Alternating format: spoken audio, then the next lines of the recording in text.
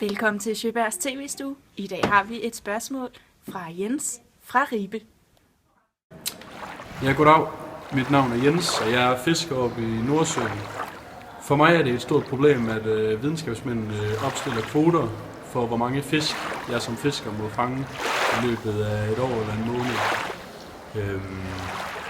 Og jeg kunne godt tænke mig at vide, om de er klar over, hvor skadeligt det er for mit erhverv som fisker at opstille kvoter.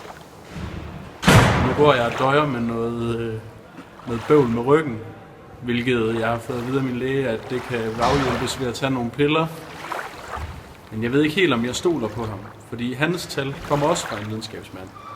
Og jeg har fået en vis mistro til de videnskabelige efter de opstillede kvoter, der begrænser mit erhverv. Goddag Jens, og mange tak for din video. Det er dejligt, at du interesserer dig for videnskaben. Jeg hedder Berit, og jeg er professor i videnskab og teknologi.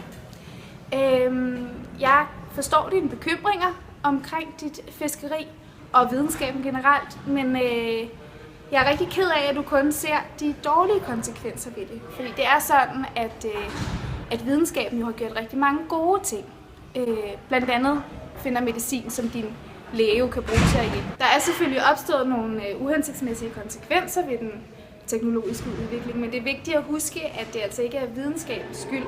Det er, vi måler bare på, hvad der er sket, og så er det alle menneskers behov, der ligesom har været skyld i den her teknologiske udvikling, som har udviklet nogle uheldige konsekvenser.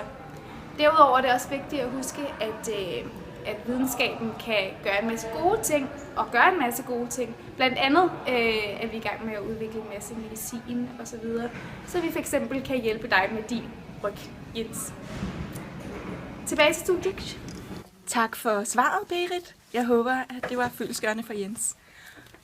Undersøgelser, som jeg har lavet, viser, at vi synes, at forskere er meget troværdige. Men hvordan kan der så samtidig være denne skepsis, som Jens viser?